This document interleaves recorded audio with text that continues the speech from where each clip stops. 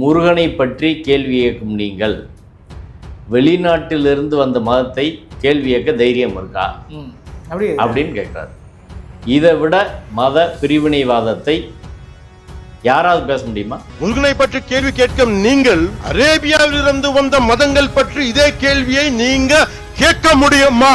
அதற்கான துணிச்சல் உங்களுக்கு உண்டா? அதனால சொல்றேன், சீண்டி பார்க்காதீர்கள், சாதும் இருந்தால் காடு கொள்ளாது. திருப்பரங்குன்ற பிரச்சனையை வச்சு இவங்க கிளப்புற அரசியல் அடுத்து ஏகே அகமதை அடிப்பான், ராயல் கோர்ட் அடிப்பான். அன்னைக்கு எங்களெல்லாம் பிடிச்சி உள்ள போட்டுருவான். இவங்களுக்கு கேட்கறதுக்கு யாருமே இருக்க மாட்டாங்கன்ற யதார்த்தமான உண்மை. அதிர்ச்சியாக சொல்றது உண்மைதான். இது அடுத்து போகுதான் இல்லையா? அவங்க கார்த்திகை தீபம் ஏற்றுறோன்றதை வச்சு இவங்க எவ்வளோ பெரிய பிரச்சனையை உருவாக்க போகிறாங்க. சிக்கந்தர் தர்காவை இடிப்போம் அப்படின்றத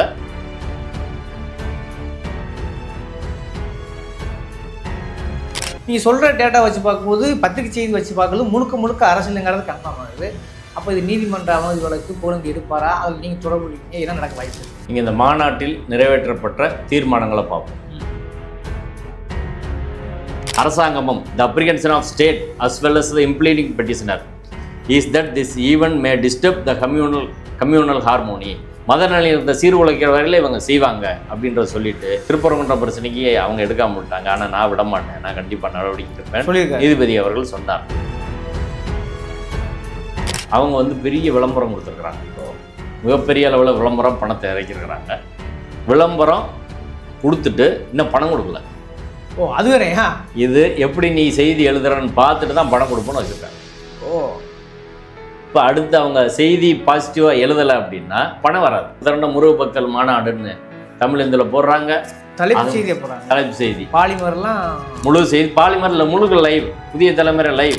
உளவுத்துறை முதல்வருக்கு தவறான தகவல் கொடுக்குறதே வேலையாக வச்சிருக்கிற உளவுத்துறை. இது கூட்டம் வராதுன்னு சொன்னாங்க உளவுத்துறை. நாங்கள் போய் பெர்மிஷன் கேட்குறப்ப, சார் கூட்டமெல்லாம் வராது, நீங்கள் 22க்கு அப்புறம் பண்ணிக்கங்க அப்படின்னு சொல்கிறாங்க. செல்லூர் ராஜு, உதயகுமார், ராஜன் செல்லப்பா எல்லாரும் இருக்கிறாங்க. அவர்கள் இருக்கிற போதே அதிமுகவின் தலைவர் நிறுவனர் அண்ணா அவர்களை பற்றியான மோசமான விமர்சனத்தை இந்து முன்னணி படமாக போட்டு காட்டுறாங்க, கேவலமாக விமர்சிக்கிறாங்க. வாயை மூடிட்டு உட்காந்துருக்காங்க. போலி திராவிடத்தை வேட்டையாடிய சிங்கம்.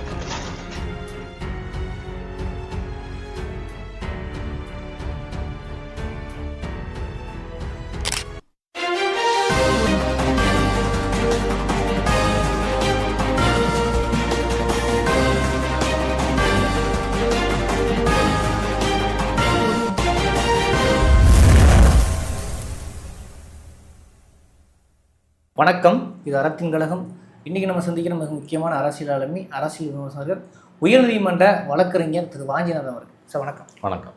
தொடர்ந்து மதநல கூட்டம் சார்பாக கிட்டத்தட்ட 1 மாத காலமாக தொடர்ந்து மதநலில் போராட்டிருக்கீங்க, பல்வேறு வழக்குகள் தொட்டிருக்கீங்க, நேரடியாகவே இந்த வழக்கோடு சம்மந்தப்பட்டிருக்கீங்க. நேற்று மாநாடு நடந்து முடிஞ்சதை பார்த்துருக்கீங்க. அது பல்வேறு தீர்மானங்கள் முழுக்கவே அரசியலாக வெளிப்பட்டிருக்கிறது. பவன் கல்யாணம் பேசுன கூட அரசியலாக பேசியிருக்கிறார். முதற்கட்டமாக இப்படி பார்க்குறீங்க? அது முதல்ல மாநாட்டில் பேசிய விஷயங்கள் மக்கள்கிட்ட ஒரு தவறான செய்தியை கொண்டு போய் சேர்க்கறது, அதுக்கு முதல் பதில் சொல்லணும். 2வது விஷயம், நீதிமன்ற உத்தரவை மீறி குற்றம் இழைத்திருப்பது. 3வது விஷயம், தமிழ்நாடு அரசியல் கட்சிகள் இயக்கங்கள்லாம் இந்த பிரச்சனை குறித்த கண்ணோட்டம் என்ன உண்மையிலே பிரச்சனை இருக்குது, பிஜேபி ஆர்எஸ்எஸ் வளர்ச்சியை எப்படி தடுக்கிறது. இது 3 தான் விஷயம். முதல் விஷயத்தை நேற்று பேசின விஷயம் எடுத்துக்கிடுவோம். பவன் கல்யாண் பேசுகிறார். பவன் கல்யாண் முத்துராமலிங்க தேவரை குறிப்பிட்டு பேசுகிறார். முக்கியமாக தான் பேசும்போது மாதிரி இருக்குது. இதுதான் நம்ம முன்னாடியே சொன்னோம். மத நல்லிணக்க கூட்டமைப்பு சார்பில் 20ஆம் தேதி இங்கே மதுரை தமிழ்ச்சங்கம் ரோட்டில் சட்டக்கல்லூரி சாலையில் மனித செங்கல் நிகழ்ச்சி நடத்தினோம். அதில் தோழர் திருமாவளவன் அவர்கள் தெளிவாக சொன்னார், முக்குளத்தோர் சமுதாயத்தின் வாக்குகளை பெறுவதற்குத்தான் இந்த ஏற்பாடு செஞ்சுருக்கிறாங்க அப்படின்னு. இப்போ நம்மளுக்கு என்ன கேள்வின்னா, இந்த மாநாட்டில் கிருஷ்ணசாமியை காணோம், ஜான் பாண்டியனை காணோம். ஆமாம், எங்கே போனாங்கன்னு தெரியல. இதற்கு முன்னாடி மோடி அவர்கள் வருகிற போது போன தேர்தல் பிரச்சாரத்தில் இமானுவேல் சேகரன் பேரெல்லாம் சொல்லி பேசுகிறாங்க. அந்த சமூகத்தை கையில் எடுப்பதற்காக அதை செஞ்சாங்க. இப்போ அந்த சமூகம் ஓரளவு அவங்க கட்டுப்பாட்டில் வந்துருச்சு, தேவேந்திர குல வேளாளர் சமூகம் கட்டுப்பாட்டில் வந்துருச்சு என்றவுடன் கிருஷ்ணசாமியும் ஜான் பாண்டியனையும் கருவேப்பிலை போல தூக்கி குப்பையில் போட்டாங்க. ஏன் அதே மாநாட்டில் நீங்கள் முத்துராமலிங்க தேவர் மட்டும் ஏன் பேசுகிறீங்க, இம்மானுவேல் சேகரன் பேரை ஏன் பேர் சொல்லலை? இந்த கேள்வி வருமா இல்லையா? இப்போ தேவேந்திர குல வேளாளர் சமூகத்தை சேர்ந்த மக்கள் இதை முக்கியமாக புரிஞ்சுக்கிறணும். இவர்கள் எப்படிப்பட்டவர்கள் அப்படின்றது இதன் மூலமாக தெரியுது. இவங்க திரும்ப ஒரு சாதிய மேலாதிக்கம் அப்படின்றத நோக்கி வழி நடத்தி செல்கிறார்கள். ஒன்று. ரெண்டாவது, இந்த கூட்டத்துக்கு அதிமுகவிலேருந்து ஓபிஎஸ், தினகரன் எல்லாரும் ஆள் சேர்த்து கொண்டு வந்து விட்டுருக்குறாங்க. மேடையிலேயே எடப்பாடி போய் வேல் கொடுக்குறாங்க. எடப்பாடி இதை ஆதரிக்கிறார். அண்ணாவை விமர்சிக்கிற, அவங்க கட்சி நிறுவனை விமர்சிக்கிற ஒரு நிகழ்ச்சிக்கு நீங்கள் எப்படி ஆதரவு கொடுக்க முடியும்? இப்போ நீங்கள் எப்படி அதிமுகன்னு கிளைம் பண்ண முடியும்? அப்போ அண்ணான்ற பேரை நீங்கள் எடுத்துடணும். திராவிட இயக்கம் நீங்கள் சொல்லக்கூடாது. இன்றைக்காவது பதிலடி வருமா அப்படின்றத நம்ம பார்க்கணும். அப்படி இல்லைன்னா அதிமுக என்ற கட்சியை நம்பி நம்ம ஒருபோதும் தமிழ்நாட்டு அதிமுக என்ற கட்சியை நம்புறதுனால தமிழ்நாட்டுக்கு எந்த பிரயோஜனமும் இல்லை அப்படின்றதான் தெரியுது. ரெண்டாவது விஷயம், பவன் கல்யாண் பேசுகிற போது மாளிகாப்பூர் படையெடுப்பை அவன் சொல்லி பேசுகிறார். அதன் மூலமாக இஸ்லாமியர்களை சீன்றார். சரிங்களா? முருகன் மாநாட்டில் மாளிகாப்பூர் படையெடுப்பை பற்றி பேச வேண்டிய அவசியம் என்ன? நீங்கள் நீதிமன்றத்தில் என்ன சொன்னீங்க? முருகன் புகழ் மட்டும் தான் பாடுவோம். நீங்கள் அடுத்து இங்கே இந்து முஸ்லீம் அப்படின்றத மாறி மாறி அவர் பேசுகிறார். பவன் கல்யாண் பேசுனது இன்றைக்கி பத்திரிகையிலெல்லாம் செய்தி வந்திருக்கு. நீங்கள் முருகனுக்கு கான்ஃபரன்ஸ் நடந்தால் முருகனை தானே பேசணும். இஸ்லாமியரில் கிறிஸ்தவர்களே அங்கே இழுக்க வேண்டிய அவசியம் தேவை என்ன சொல்லுங்கள்? ஆனால் அதுதான் நேரடியாக பேசுகிறீங்க. இப்படி பேசின எல்லாமே சிக்கல் தான். அண்ணாமலை பேசுனதை எடுத்துக்கிறோம். அண்ணாமலை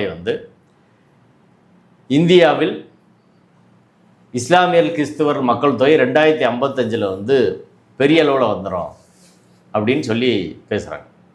இது டெமோக்ராஃபிக் ப்ரொஃபைல் சேஞ்ச் ஆகுறதுன்னு ஆர்எஸ்எஸ் தொடர்ச்சியாக சொல்கிற ஒரு விஷயந்தான். நான் என்ன சொல்கிறேன், அதுக்கான எந்த அறிவியல் அடிப்படை ஆதாரங்கள் அது கிடையாதுன்னு பல தடவை நம்ம சொல்லியாச்சு, நிரூபிச்சாச்சு. ஆனால் அதை பேசுகிறார் என்றால் இஸ்லாமியர்கள் கிறிஸ்தவர் நீங்கள் எதிரியாக்குறீங்க. முருகனுக்கு இஸ்லாமிய கிறிஸ்தவர்களுக்கும் நீங்கள் நடத்துகிற மாநாட்டுக்கு என்ன சம்மந்தம் சொல்லுங்கள்? அதே அண்ணாமலை அதை பேசுகிறாரு.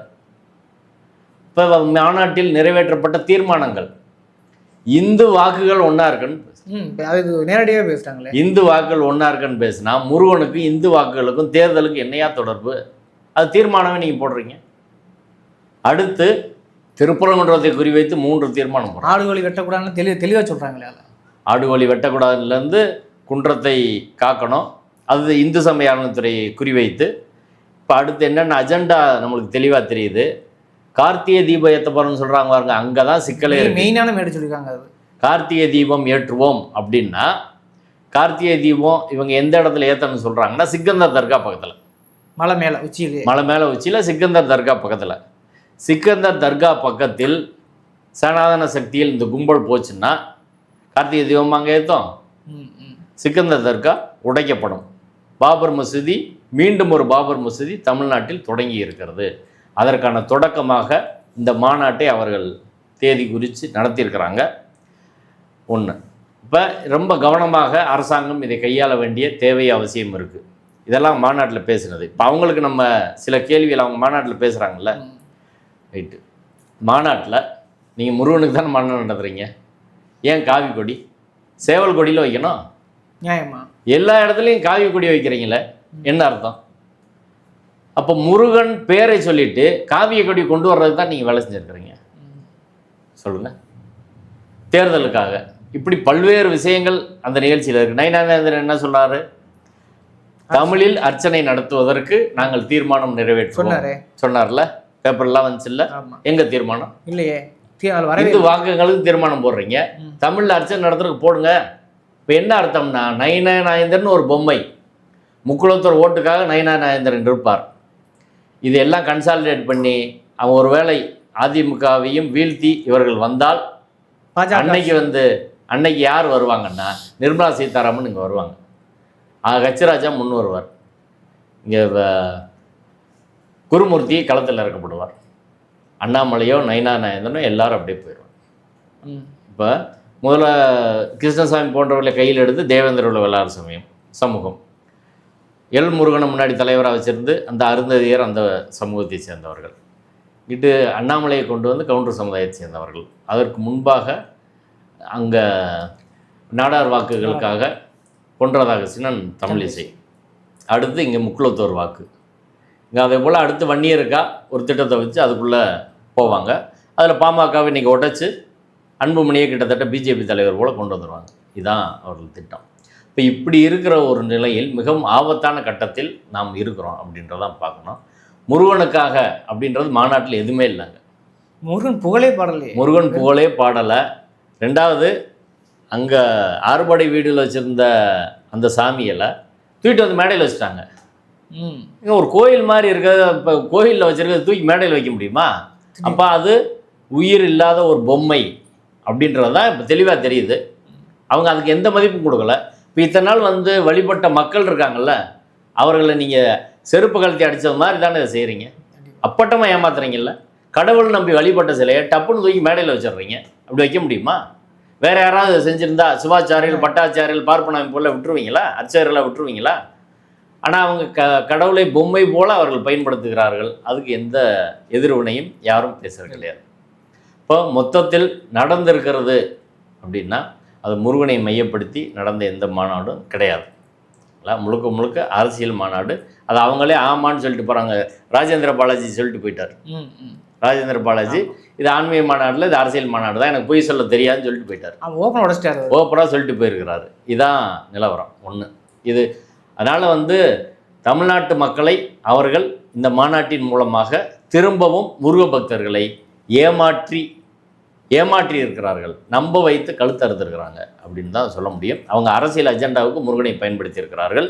இதை எல்லாரும் கண்டிக்கணும். ஒன்று.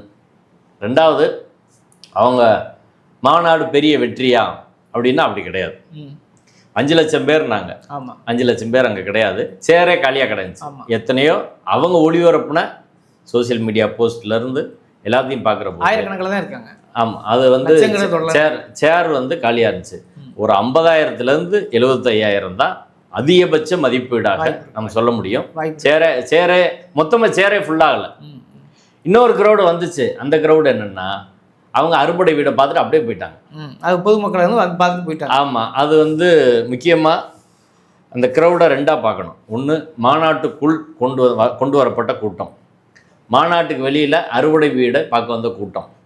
அந்த அறுவடை வீடை பார்க்க வந்த கூட்டம் நாளைக்கு நீங்கள் சித்திரை திருவிழாவுக்கு அறுவடை வீடு வச்சு தமுக்கத்தில் போட்டால் அதே கூட்டம் இதோட 2 மடங்கு வரும். இதே மட்டும் 2 மடங்கு வரும். மக்களே சொல்கிறாங்க அது பொற்காட்சி. அப்படி நாங்கள் பொற்காட்சி முருகனை பார்க்க வந்துட்டு போகிறோம் அப்படின்னு சாப்பிட்டு அங்கே போயிடுவாங்க. அந்த க்ரௌடு பிரச்சனை இல்லை. உள்ளுக்குள்ளே கூட்டு வந்தாங்கல்ல, இந்த க்ரௌடுக்கும் மதுரைக்கும் எந்த தொடர்பும் கிடையாது.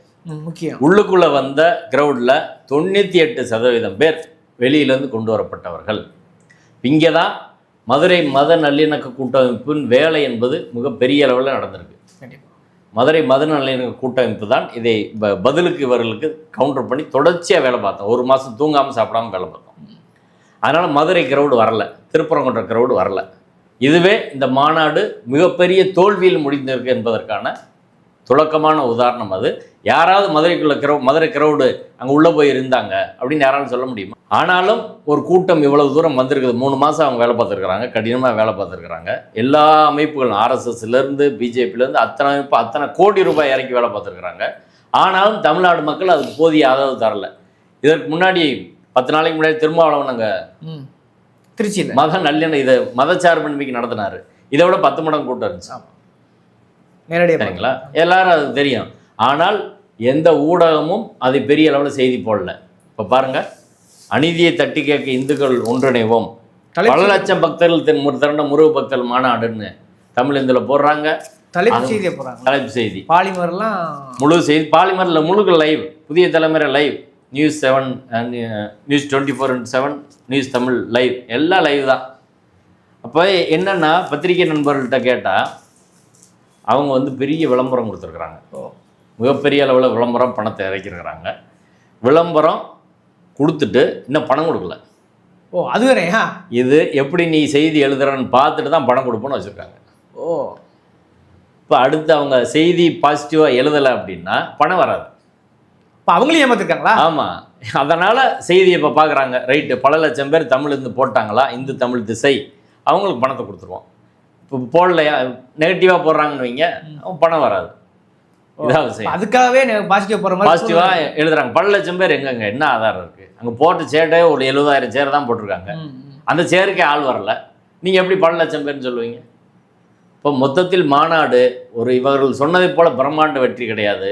அதே சமயம் ஒரு அபாயகரமான கூட்டம், அபாயகரமான துவக்கமாக இது இருக்குது. ஒரு எச்சரிக்கை மணி அடிக்கப்பட்டு இருக்கிறது அப்படின்னு தான் நான் பார்க்குறேன். ஓகே, இது நடந்த ஸ்பாட்டில் அவங்க அரசியல் பேசுறதுக்கான ஆதாரத்தை சொல்லிட்டீங்க.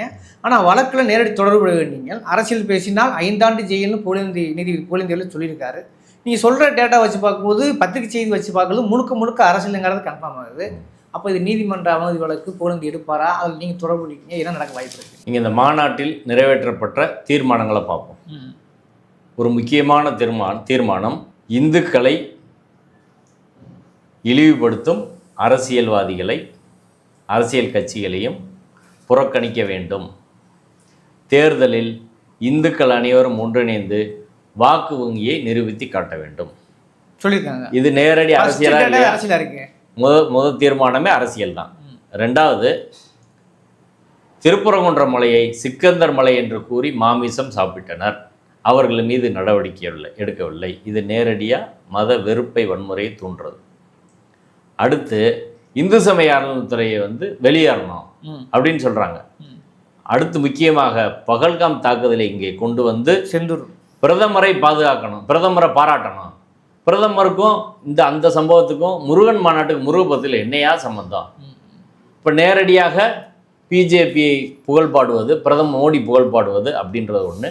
2026 தேர்தலுக்கான இந்து வாக்கு வங்கி, இது நேரடியான அரசியல், மத வெறுப்பை தூண்டுவது. இது ரெண்டும் செய்யக்கூடாது நீதிமன்றம் சொல்லியிருக்கு.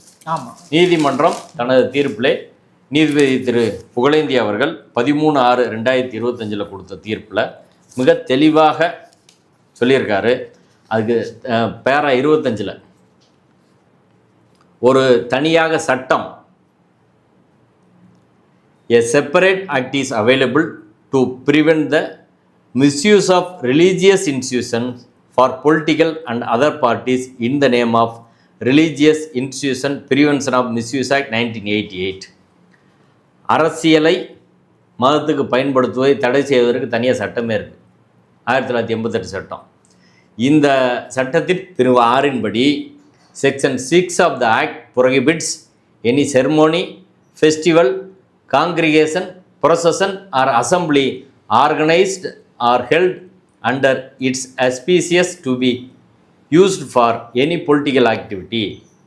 அரசியல் நோக்கத்திற்காக இதை பயன்படுத்துவது செக்ஷன் 6 நேரடியான குற்றம். The petitioner's organization which claims to promote the religious values can also be included within such a definition. இந்த இந்து முன்னணியும் இந்த சட்டத்திற்கு உட்பட்டு வரக்கூடிய அந்த டெஃபினிஷனில் வரும்னு சொல்லிட்டாங்க. இப்போ இந்து முன்னணி இந்த மாநாட்டில் அரசியல் பேசக்கூடாது என்று நேரடியாக இந்த சட்டப்படி தடை செய்யப்பட்டிருக்கிறது. அடுத்து நேரடியாக சோசியல் கம்யூனல் ஹார்மோனி அப்படின்றத கடைசியாக சொல்கிறார். அரசாங்கமும் the apprehension of state as well as the impleading petitioner is that this even may disturb the communal harmony. மத நிலையத்தை சீர்குலைக்கிற வரையில் இவங்க செய்வாங்க அப்படின்றத சொல்லிட்டு திருப்பரங்குன்றத்தில் இப்படி 5ஆம் தேதி பண்ணியிருக்கிறாங்க. அதனால் இவங்க மத நிகழ்ச்சிக்காக தான் நடத்துகிறாங்க. யூனிவர்ஸ், அதாவது பேரண்டத்தின், இந்த உலகத்தின் நலனுக்காக இந்த நிகழ்ச்சியை நடத்துகிறாங்க. The organisers of the event must strictly comply with the observation of this honourable Supreme Court as stated Subra and to ensure that communal harmony is maintained. மத நல்லிணக்கத்தை பேணுவதற்கான அத்தனையும் செய்யணும். சுப்ரீம் கோர்ட் ஏற்கனவே மதத்தை அரசியலில் கலக்கூடாதுன்னு சொல்லியிருக்குது அப்படின்னு 2 விஷயம் நீதிபதி சொல்கிறார். ஒன்று, மதத்தை அரசியலில் கலக்கிறது, அந்த மாநாட்டில் அரசியல் பேசுகிறது.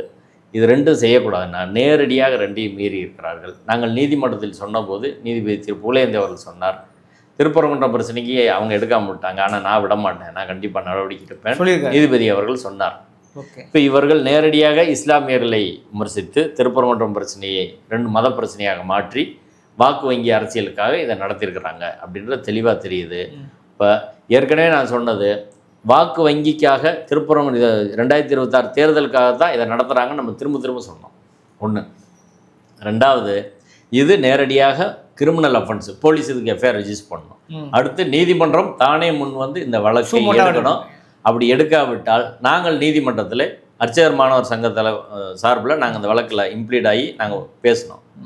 அதனால் நாங்கள் நீதிமன்றத்தில் நீதிமன்ற அவமதிப்பு வழக்கு கண்டிப்பாக தொடுப்போம். அதற்கு சங் பரிவார் கூட்டம் நீதிமன்றத்தில் பதில் சொல்லித்தான் ஆகணும். இது எதிர்காலத்தில் அவர்கள் எடுக்கும் நடவடிக்கை ஒரு செக் வைக்கிற மாதிரி ஒரு நடவடிக்கையாக இருக்கும். ஓகே, ஒன்று. அப்போ இது தெரியாமலும் மதுரை மையமாக வச்சு ஒரு பெரிய அரசியல் பேசும் பொருளா மாதிரி முழுக்க அரசியல் மாநாடுனே அங்கே வந்து கலந்துக்கிட்டு தலைமுகம்னு சொல்ல ஆரம்பிச்சிட்டாங்க. அப்போ இங்கே உள்ள கட்சிகள் இருக்குல்ல, கிட்டத்தட்ட திமுகவும் டேரெக்டாகவே கார்னல் பண்ணுறாங்கன்னு தெளிவாக தெரிஞ்சிருச்சு. அப்போ இங்கே உள்ள கட்சிகள் இது சார்ந்து பெரிய அளவில் எதிர்மான விளையாட்டுலேங்கிற ஒரு சந்தேகம் முதலே இருக்குது. அப்போ இந்த மாநாடு இந்த அரசியல் கட்சி சொல்லக்கூடிய பதில்கள் என்னவா பார்க்குறீங்க? அதாவது இந்த கேள்விக்கு விடை ரொம்ப ஆழமாக பரிசீலித்து தமிழ்நாட்டில் உள்ள அரசியல் கட்சிகள், இயக்கங்கள், அதே போல் தமிழ்நாட்டில் இருக்க மக்கள், மத அமைப்புகள் எல்லாருமே இதை ஆழமாக நீண்ட காலமாக நிலப்பிரபுத்துவ சாதி பெருமை இங்கே அதை தக்க வச்சுட்டே வராங்க. நாங்கள் ஆண்ட பரம்பரை, நாங்கள் அந்த ஜாதி இந்த ஜாதி, நாங்கள் தான் ராஜராஜ சோழ பரம்பரை.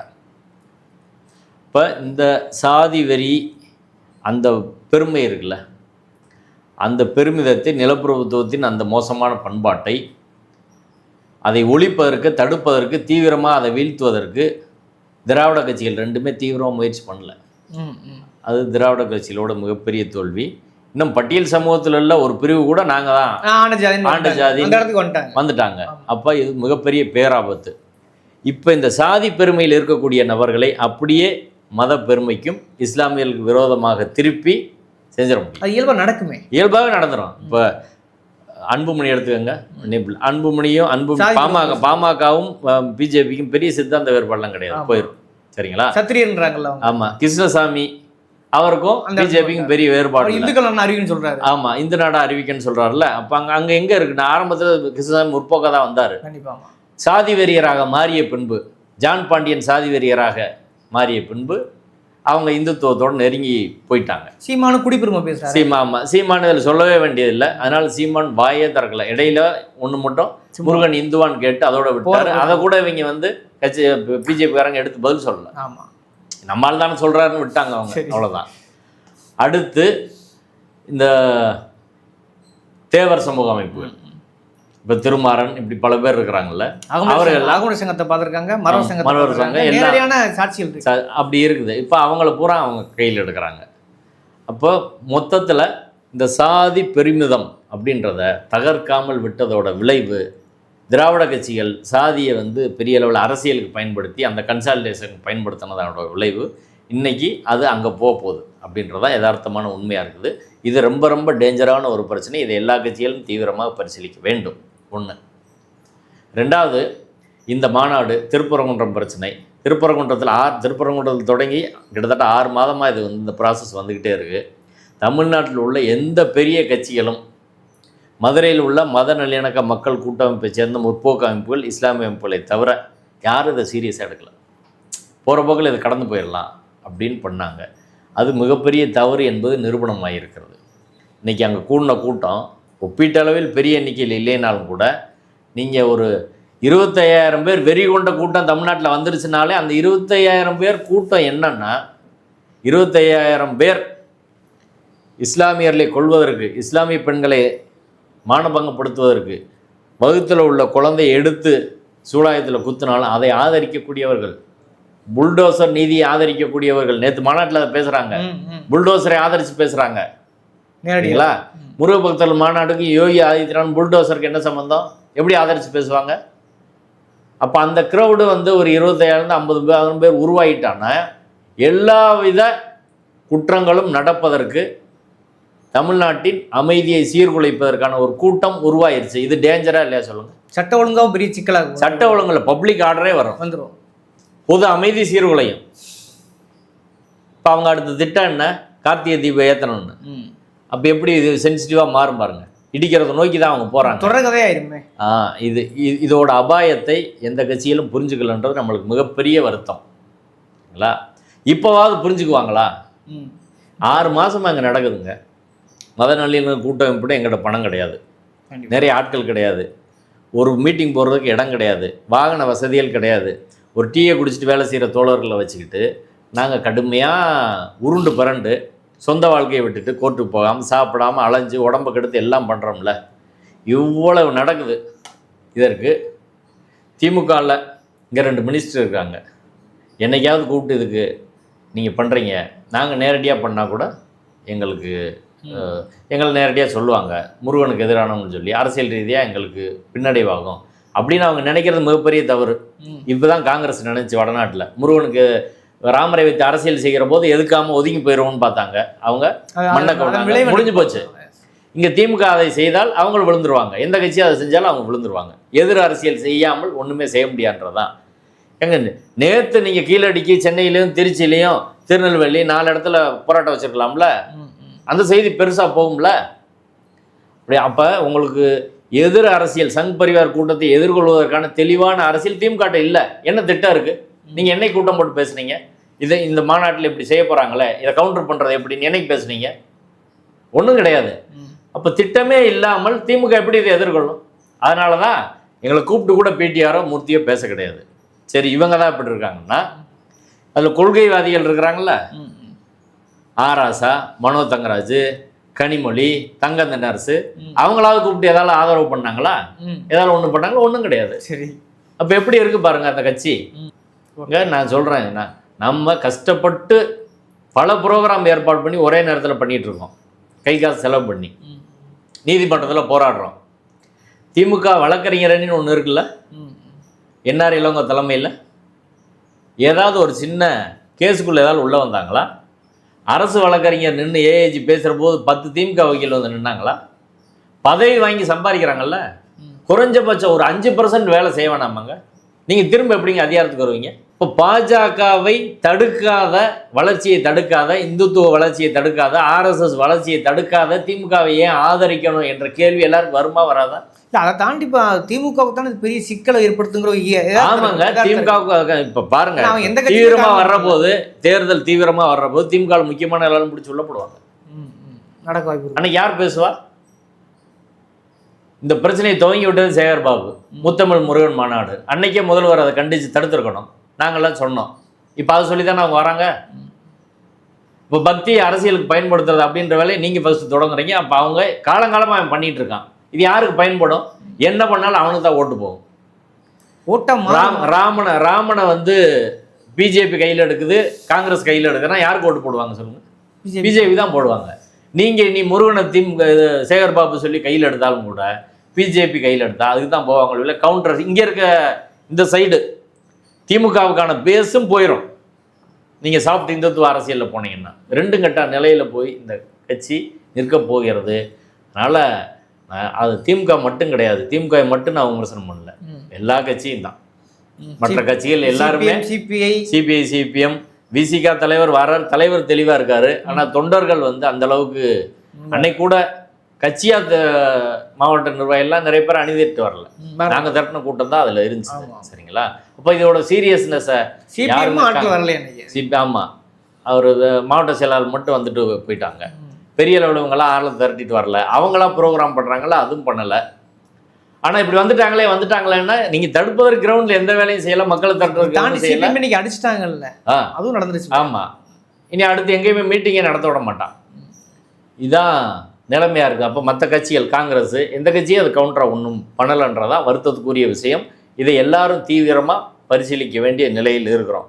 3வது விஷயம், இஸ்லாமியர்கள், கிறிஸ்தவர்கள், மத நல்லிணக்கத்தின் மீது நம்பிக்கை கொண்ட இந்துக்கள், இவங்க எல்லாருமே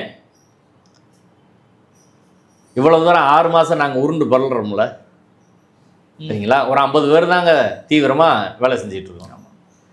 இஸ்லாமியர்கள் மதுரைக்குள்ளே இருக்கிறாங்க, தமிழ்நாடு முழு எத்தனையோ பணக்காரர்கள் இருக்கிறாங்க. மதுரையிலே ஏகே அகமதுலேருந்து ராயல் கோர்ட் வரை எத்தனை பேர் இருக்கிறாங்க. ஒரு ஆள் கூப்பிட்டு ஏதாவது ஒரு ஆதரவு கொடுத்துருப்பாங்களா? கிறிஸ்தவர்கள் எத்தனை பேர் இருக்கிறாங்கல்ல, ஒரு இடம் மீட்டிங் நடக்கும். ஆமாம், நம்ம அவங்களும் நம்மன்னு பிரித்து பார்க்கல, குறைஞ்சபட்சம். ஆனால் குறைஞ்சபட்சம் அறிவு இது வந்து தடுக்க வேண்டிய வேலை எல்லாரும் சேர்ந்து செய்யணும், நம்மளால் முடிஞ்சதான் அதை பண்ணணும் அப்படின்ற சிந்தனை யாருக்குமே இஸ்லாமியர்கள் பணம் வச்சிருக்கிற நிறைய பேர் கிடையாது, கிறிஸ்தவர்கள் பணம் வச்சிருக்கிற நிறைய பேர் கிடையாது. ஒரு நாளும் ஒரு ஆதரவு யாரும் கொடுத்தது கிடையாது. இந்த மனித சங்கிலி கூட மதுரையில் உள்ள பள்ளிவாசல் எத்தனை பேர் நிர்வாகி வந்தாங்க சொல்லுங்க? சர்ச்சில் இருந்து எத்தனை பேர் வந்தாங்க? வரல. நவாஸ்கனி திருப்பரங்குன்றம் பிரச்சனையில் வந்து அவரை வச்சு தான் கிளப்புனாங்க. ஏதாவது அவர் சப்போர்ட் பண்ணுறாரா? ஒன்றும் கிடையாது. இப்போ என்னென்னா, அடுத்து திருப்பரங்குன்றம் பிரச்சனையை வச்சு இவங்க கிளப்புற அரசியல், அடுத்து ஏகே அகமதை அடிப்பான், ராயல் கோர்ட் அடிப்பான். அன்னைக்கு எங்களெல்லாம் பிடிச்சி உள்ளே போட்டுருவான். இவங்களுக்கு கேட்குறதுக்கு யாருமே இருக்க மாட்டாங்கன்ற யதார்த்தமான உண்மை. இது ரொம்ப அதிர்ச்சியாக சொல்கிறது உண்மைதான். இது அடுத்து போகுதான் இல்லையா? அவங்க கார்த்திகை தீபம் ஏற்றுறோன்றதை வச்சு இவங்க எவ்வளோ பெரிய பிரச்சனையை உருவாக்க போகிறாங்க. சிக்கந்தர் தர்காவை இடிப்போம் அப்படின்றத மறைமுகமாக கொண்டு போய் எப்படி செய்ய போகிறாங்கன்னு பாருங்கள். மிகப்பெரிய திட்டத்தில் அவர்கள் இருக்கிறார்கள். அவர்கள் உற்சாகம் அடைந்திருக்கிறார்கள். முருகனை வச்சு பண்ண அரசியலில் உற்சாகம் அடைந்திருக்கிறாங்க. இந்த பேராபத்தை உணராத நிலையில் தமிழ்நாட்டில் உள்ள பெரிய அரசியல் கட்சிகளும் மற்ற இன்றைக்கி தொழில் செய்து அது அவங்க வாழ்ந்துக்கிட்டு இருக்க எல்லாருமே அப்படி தான் இருக்கிறாங்க. திமுகவுக்கு நிதி கொடுக்குறீங்க, அதிமுகவுக்கு நிதி கொடுக்குறீங்க, காங்கிரஸ் கொடுக்குறீங்க. உண்மையாக களத்தில் வேலை செய்கிறவங்களுக்கு எந்த சப்போர்ட்டும் பண்ணுறதில்ல அப்படின்னா பெரிய அளவில் எப்படி எடுத்துப்போம்? எங்களுக்கு உண்மையிலே சப்போர்ட் இருந்தால் இதை விட பல மடங்கு நாங்கள் போராடி இந்த மக்கள் இந்த 6 படை வீடை கூட தடுத்துருப்போம். ஹெச்ஆர்என்சி டிபார்ட்மெண்ட்லேருந்து வந்து 6 படை வீடு வைக்கக்கூடாதுங்க அப்படின்னு ஒரு பெட்டிஷனை சேகர்பாபு போடலைங்க. முத ஆடு வலி வெட்டக்கூடாதுன்னு சொன்னால் சேகர்பாபு டிபார்ட்மெண்ட்டை சேர்ந்தாள். அந்த இன்ஸ்பெக்டர் தடுத்து இந்த பிரச்சனையை உருவாக்குனது மதுரை வீரன் ஒரு இன்ஸ்பெக்டர். இன்னைக்கு வரை திமுக அரசு அந்த இன்ஸ்பெக்டரை மாற்றலை. இந்த கலெக்டர் முழுக்க முழுக்க சனாதனத்துக்கு ஆதரவான சங் பரிவாருக்கு ஆதரவான கலெக்டர், அவங்களையும் மாற்றலை. உளவுத்துறை முதல்வருக்கு தவறான தகவல் கொடுக்குறதே வேலையாக வச்சிருக்கிற உளவுத்துறை. இது கூட்டம் வராதுன்னு சொன்னாங்க உளவுத்துறை. நாங்கள் போய் பெர்மிஷன் கேட்குறப்ப, சார் கூட்டமெல்லாம் வராது, நீங்கள் 22க்கு அப்புறம் பண்ணிக்கங்க அப்படின்னு சொல்கிறாங்க. நீதிமன்றத்தில் சரியாக திமுக அரசு வழக்கறிஞர்கள் போராடவே இல்லை. நீதிபதி ஜிஆர் சாமிநாதன் அவர்கள் பாஸே வேணான்னு சொல்கிறாரு. அது கூட்டம் வர்றதுக்கு ஒரு முக்கியமான காரணம். சுப்ரீம் கோர்ட்டுக்கு எடுத்துகிட்டு போகணுமா இல்லையா? கண்டிப்பாக. ஏன் எடுத்துகிட்டு போக மாட்டீங்க? பலரும் நம்மளுக்கு தெரிஞ்ச திமுக காரங்களே நாங்கள் முருகனை அங்கே கும்பிட போகிறோம் அப்படின்னு சொல்கிறாங்க. 6 படை வீடு பார்க்க போகிறோம். இப்போ மொத்தத்தில் ஒரு பேராபத்து சூழ்ந்திருக்கிறது. இதில் கொஞ்சம் பேர் மட்டும் போராடி எதுவுமே செய்ய முடியாதுங்க. பேசிக்கிட்டே இருக்கலாம். அப்போ பெரும்பான்மையாக இருக்க எல்லாரும் இதில் ஒருங்கிணைந்து வந்தால்தான் செய்ய முடியும். இன்றைக்கி அங்கங்கே பேசுகிறவங்கெல்லாம் நாங்கள் இவ்வளோனா போராட்டம், இப்போ கூட வழக்குக்கு போங்க அப்படி இப்படியெல்லாம் சொல்கிறாங்க. அதுக்கான நிதி நாங்கள் தான் கை காசு போட்டு போனோம். யாராலும் ஏதாவது உதவி செய்ய போகிறாங்களா? ஒன்றுமே கிடையாது. எல்லாம் வெளியில் ஆலோசனைக்கெல்லாம் பஞ்சமே கிடையாது. அவங்க நேரடியாக வரமாட்டாங்க, எந்த உதவியும் செய்ய மாட்டாங்க. நீங்கள் போய் பண்ணுங்க. இதுதான் தமிழ்நாடு அரசியலோட நிலவரமாக இருக்கிறது. கிட்டத்தட்ட இது பெரியார் மண், இங்கே பிஜேபி கால் ஊன்ற முடியாதுலாம் சுத்த பொய். அப்படி சொல்கிறவங்க யாரையும் நம்பாதீங்க. அவர்கள் கால் ஊண்டி விட்டார்கள். அபாயகரமான முறையில் மக்களை அணிதிரட்டி இருக்கிறார்கள். இது மிகப்பெரிய பேராபத்து தமிழ்நாட்டை சூழ்ந்திருக்கிறது. இன்னைக்கு இல்லைன்னா அவங்க இன்னைக்குன்னு அவங்க முடிவே பண்ணலங்க. அவங்க இந்த தேர்தலையும் மையப்படுத்தலை. ஆர்எஸ்எஸ் இதை தாண்டி ஆழமாக ஊடுருவக்கூடிய ஒரு அமைப்பு. அவங்க தமிழ்நாட்டை நாம் சரியாக இல்லாவிட்டால் ஒரு நாள் பிடித்தே தீர்வார்கள். எழுதி வச்சுக்கோங்க, இதை எச்சரிக்கை. நீங்கள் சாதியவாதத்துக்கு எதிராக தீவிரமாக இங்கே ஃபைட் பண்ணலை அப்படின்னா அது மதவாதமாக மாறும். இந்து என்ற ஐடென்டிட்டிக்குள்ள கொண்டு வந்து அதை அப்படியே இந்து ஐடென்டிட்டி, இந்து அடையாளத்தை அரசியல் அடையாளமாக மாற்றி ஓட்டராக மாற்றுவதற்கு எல்லா வேலையும் அவங்க செய்வாங்க. அதனால் இந்த அபாயத்தை தமிழ்நாடு உணர்ந்து கொள்ள வேண்டும்ன்றதான். ஓகே, இது வந்து ஒரு தரவாக ஒரு அதாவது கிரவுண்ட் ரிப்போர்ட்டாகவும் கூட எடுத்துக்க முடியும்னு நான் நினைக்கிறேன். ஏன்னா அவ்வளவு களத்துக்கு நேராக இருந்திருக்கீங்க. வந்த ஆட்டு முதற்கொண்டு பேசி அரசு முதற்கொண்டு நீதிமன்ற வாரம் முதற்கொண்டு அரசியல் கட்சிகளுடைய கவனமின்மை முதற்கொண்டு சுட்டி காட்டுறீங்க. அதை அப்படியே மக்கள் வரைக்கும் விட்டு விடுறேன். இந்த விவாத சொல்ல அறக்களத்துக்கான நேரம் ஒதுக்க முடியும் சார். நன்றி.